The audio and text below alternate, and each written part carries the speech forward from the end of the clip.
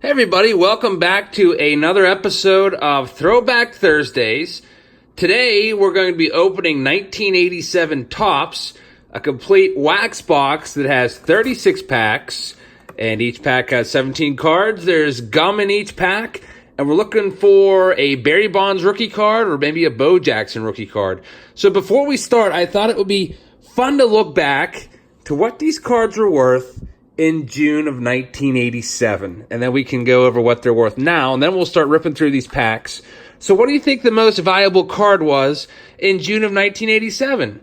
Well, I was only 6 years old in June of 87, so I wasn't collecting cards back then, but some of you might have been. Here is the Beckett magazine with all the prices from this time period. Believe it or not, the number one card in the set was not a rookie card. It was not the Barry Bonds or the Bo Jackson. It was Don Mattingly. Don Mattingly, of course, was the first baseman for the Yankees. Card number 500. You can see there is worth $250 and going up. Every month in Beckett, they would always have a bunch of cards based on their performance. It was almost like fantasy. If a player did good for a month or two, their cards went up. So Mattingly was the number one card. The number two card was the Jose Canseco. You can see it right there. It was $225. Also, Wally Joyner was tied for number two, $225. For third place, we have the Pete Incaviglia rookie card worth $1.50 right there, and that's tied with the Bo Jackson rookie card. Where is he? Right there for $1.50. And then after that, we have a couple other ones like Wade Boggs is worth $1, and Ruben Sierra rookie cards worth $1.25. So those were the prices as of June 1987. Barry Bonds rookie card back then was worth 40 cents and going up. So what are these cards worth today? Well, the best card in the set books at $8. That's the Barry Bonds rookie card out of this almanac. I won't really go over the prices too much because Beckett prices are not really reliable. The Mark McGwire in here books for $4. And the Bo Jackson books for $3. Those are the top cards. Now, you can get any of those cards out of usually a dollar bin at a card show, or maybe even less. I've seen the Barry Bonds going for as cheap as 50 cents before at a flea market, and I picked up a bunch of those. So, without further ado, let's get going here and start opening these cards up. You probably are familiar with the design of these cards because they were featured in 2017. They did current players with this design on some of the insert cards. It is a very nice design. I always like the wood background. I don't like the wood backgrounds like in houses from 1987. Like when I was doing my house hunt a year ago, whenever I would see a house with wood paneling, it was just time to move on. But I think it's pretty cool. It kind of reminds me of the 1962 Topps design, which is another cool design. My dad had a bunch of 1962 Topps cards. And I would always look through them whenever I would get a chance. Right now, we haven't got any good players yet. B.J. Surhoff is our first rookie card. He had a pretty good career, but that card is worth maybe a quarter. Ryan Sandberg is a Hall of Famer. That's about it so far. The Bo Jackson is a pretty cool card. It says Future Stars on it, and he is running to catch a ball. I like that card a lot. Also, the Jose Canseco is a Gold Cup card. He's just basically sitting in the dugout looking up and smiling. That was a hot card back in the day. There's a George Brett Leaders card. These Leaders cards, they made one for all 26 teams because back then there was only 26 teams. That was before the expansion teams came in. But I always liked how they had the leaders for each team, and I'd always kind of study those. And every now and then you get some good players on the front of a team leaders card. Sparky Anderson, Hall of Famer. I always hated this card of Ed Lynch. That is like one of the worst pictures ever. I don't know why Topps chose that picture. It looks like he's like passing gas or something. That is an awful picture. There's a couple cards out there that are just terrible. Maybe one of these days I'll make a video of awful cards that they should have chosen a different picture for. All right, Gum's sticking to this one a little bit. It's a Bob Horner. The Gum was eliminated after the 1991 release. A lot of collectors complained how it would ruin the cards. There's a Pete Rose manager card. That was before Pete was banned for life from baseball for betting on baseball. Jack Morris is a Hall of Famer. Bobby Thigpen set the all-time save record, which stood for a little while until K-Rod broke it. He had 57 saves. All right, next pack.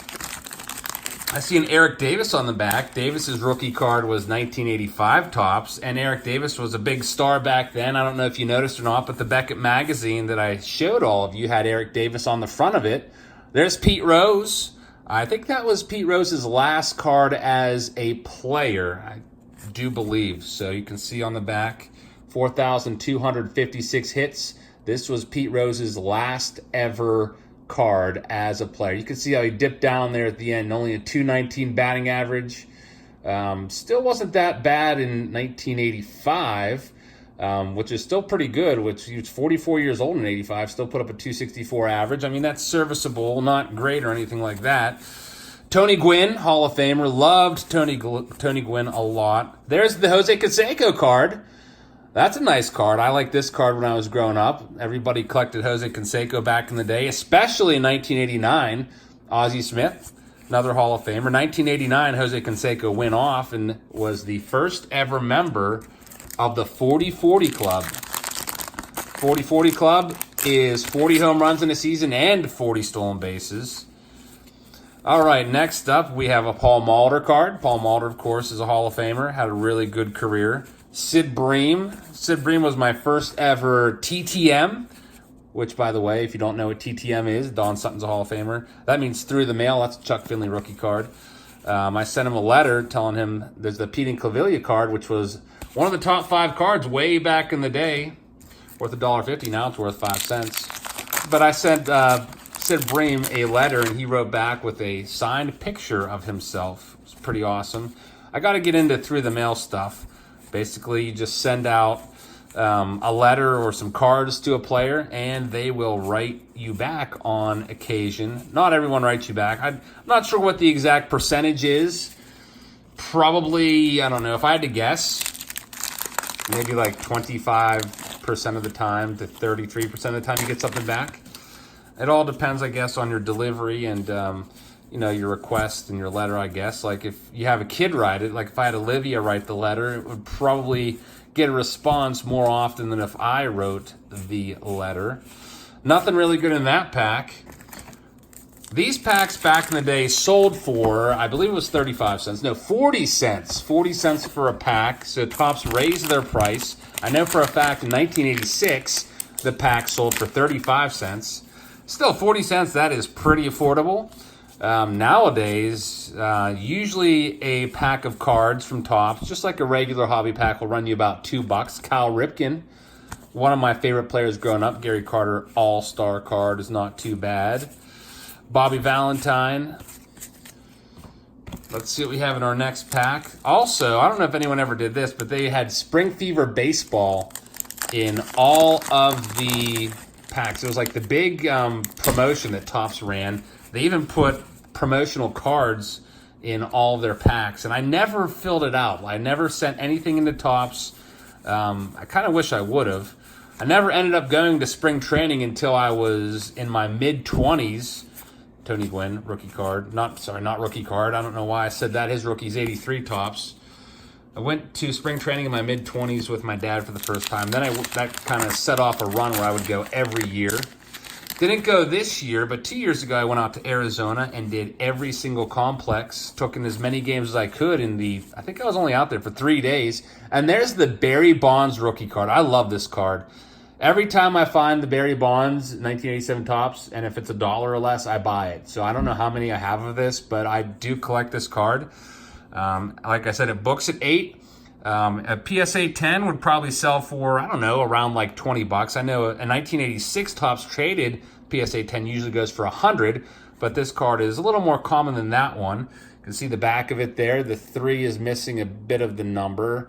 Barry Bonds was the Pirates' #1 overall draft pick in 1985, and his dad Bobby, you might remember Bobby Bonds played for a time and had a very successful career.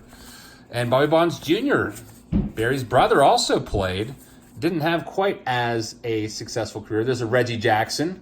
Reggie Jackson is a famous Hall of Famer, known as Mr. October for his playoff heroics back in the 70s with the Yankees.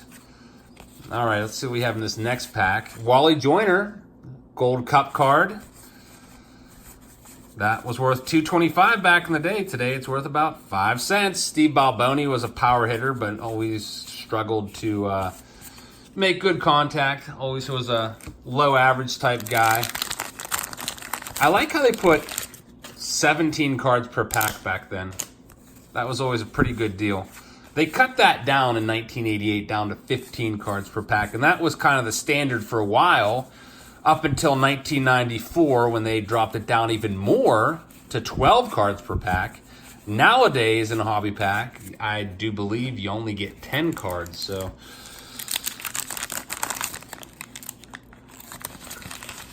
all right, our next pack has this gum is really sticking. You can see it's like tearing off there. I'm really struggling with some of these pieces of gum. They've been stuck on there for, how long has it been? 1987, it's 2019 now, so about 32 years. Whitey Herzog's a Hall of Famer. 32 years these cards have just been sitting in these packs waiting to see the light of day, and they're finally seeing it. And I'm going to sell all these cards too, by the way. I'm going to take all of them and put them on eBay, and whoever wants them first, all you have to do is let's do a buy it now auction. Buy it now and I'll send them on the way. And I'm only going to charge what I paid for the box, which I can't remember, but I'm guessing it was probably $10 or so. So $10 for all these cards plus shipping if you want them. If not, they'll just sit on my shelf, and I'll take out the bonds and throw that in with my other ones. All right, next pack, I see a Howard Johnson on the back. Howard Johnson was a Pirate killer back in the day. Steve Garvey had a nice career. Andy Van Slyke, that was with the Cardinals. Andy Van Slyke was my favorite Pirate growing up. He was traded along with Mike LaValliere for Tony Pena on April Fool's Day of 1987, and a lot of people thought it was a joke because Tony Pena was like our all-star, and Andy Van Slyke and Mike LaValliere were unknown commodities at the time. That trade really worked out for the Pirates because Van Slyke went on to be a Gold Glove center fielder and an all-star for us, and a fan favorite as well. Dave Parker had a decent career. Tony Larussa, a lot of people say that Tony Larussa was the man responsible for getting Harold Baines elected into the Hall of Fame. Larussa was on that committee that of 16 guys that voted and got Baines in. You'll probably see Harold Baines in this release pretty soon. There's Wade Boggs. Wade Boggs, a member of the 3,000 hit club. Also went on to play with the Yankees and Rays. There's a Clint Hurdle. If you're a Pirate fan, you remember Hurdle. This was back when Hurdle was in shape. Nowadays, Hurdle has trouble even walking out to the mound. He's got bad hips and everything. Really sucks to get old. So kind of feel bad for him. That's what happens to a lot of these players. Like they're in tip-top shape, and then time just catches up with you.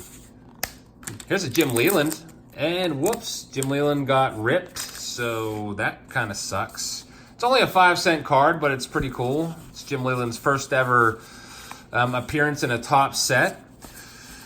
He's in the dugout wearing his Pirates uniform. There's a Rickey Henderson. Rickey Henderson was also one of my favorite players back in the late 80s. Rickey Henderson could steal any base he wanted.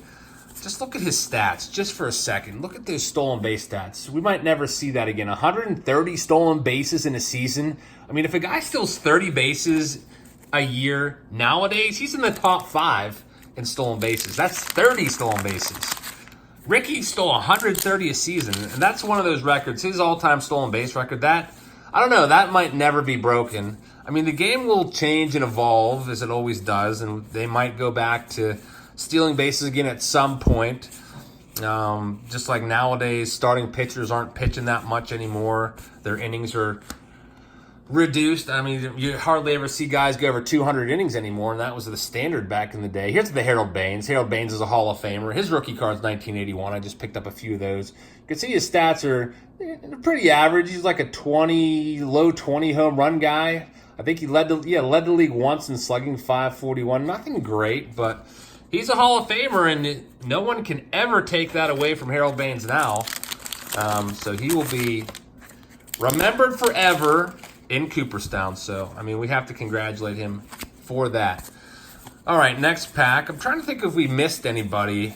that we haven't pulled yet. I think the only card that I really am looking forward to that we haven't pulled is the Mark McGwire Gold Cup card. Now, that is not McGwire's rookie card. McGwire's rookie card is actually 1985 Topps, and if you watched my video yesterday, I uploaded a video where I bought that card at a card store for $8. That's one of my favorite cards, so I don't mind paying $8 for it. It used to be, I mean, that card was literally worth over $200 back in the day. That was one of the hottest cards. Here's another rookie card I almost overlooked. Barry Larkin rookie card, 1995 National League MVP and a Hall of Famer, and he's followed by Dennis Eckersley, who's also a Hall of Famer. Lots of Hall of Famers back in the 80s. I mean, a lot of the cards of these Hall of Famers aren't worth that much. Like that Eckersley was worth like 5 cents. This gum, John Franco does not want to give up this gum. There we go. And he also got punished for it. Lost a bit of the card.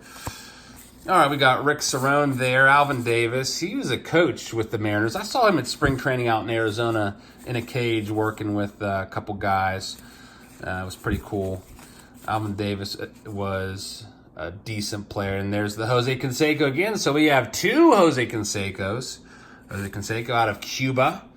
You can see his stats there. He still plays baseball to this day. Every now and then he will make an appearance in a minor league game, independent league ball, not affiliated with any clubs. It's mostly as a sideshow or publicity stunt. He also does some like home run derby with softball and stuff. I think he was tweeting not too long ago that he was hitting 575-foot home runs in softball. Dennis Oil Can Boyd just lost a little bit of your card.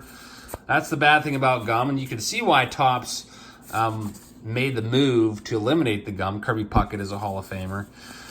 Although I guess they could have kept the gum in if they had wrapped it. And some releases of newer cards, they did still put gum in there, but they had it in like a little plastic sleeve to keep it from ruining the cards.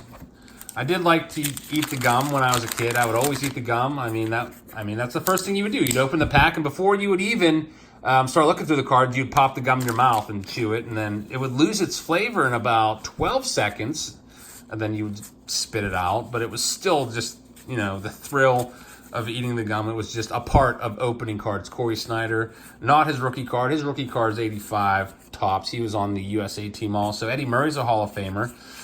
Rafael Palmeiro, that would have been a nice rookie card if he had not been caught for doing steroids and thus basically blacklisted out of baseball. He would have been a Hall of Famer for sure. 500-plus home runs and also 3,000-plus hits. But he went before Congress when they were doing the whole PED investigation in baseball, and he wagged his fingers in the face of senators and said, "I've never done PEDs, period." And he was really emphatic about it. And then a couple months later, he was busted for using performance-enhancing drugs. And I think he blamed Miguel Tejada for giving them to him or something like that.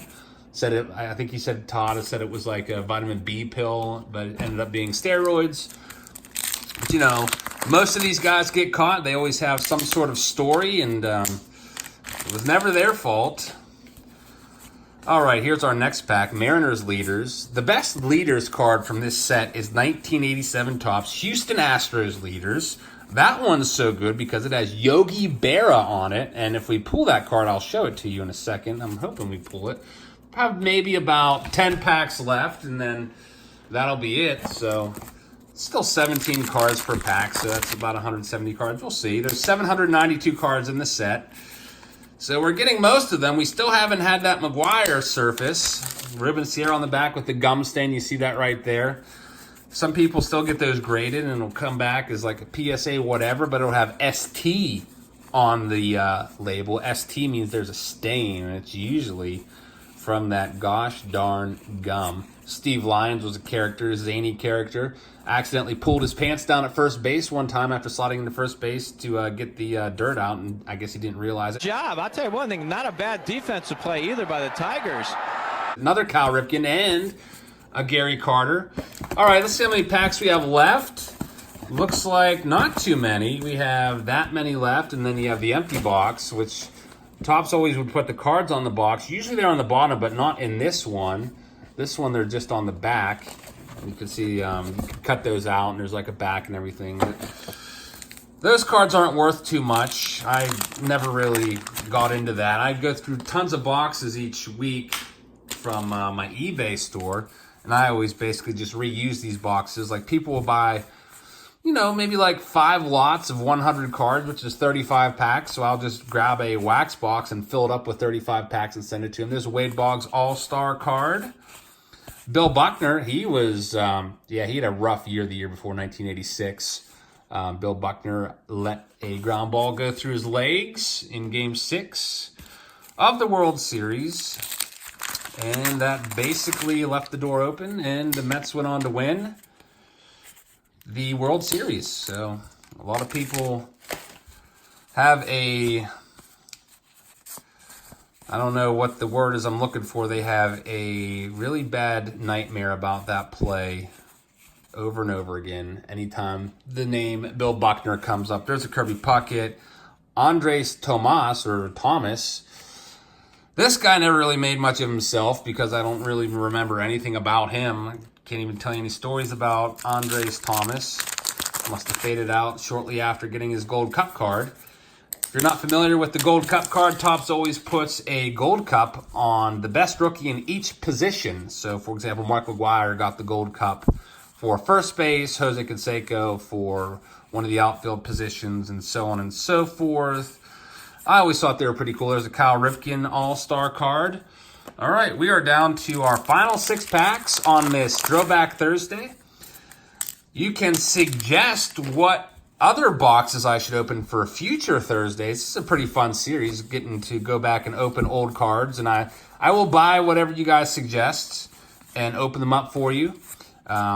Last Throwback Thursday, somebody said, open a box of 1987 Topps, and it got a bunch of upvotes. People liked the comment, and that was the top comment. So I was like, you know what? You got it.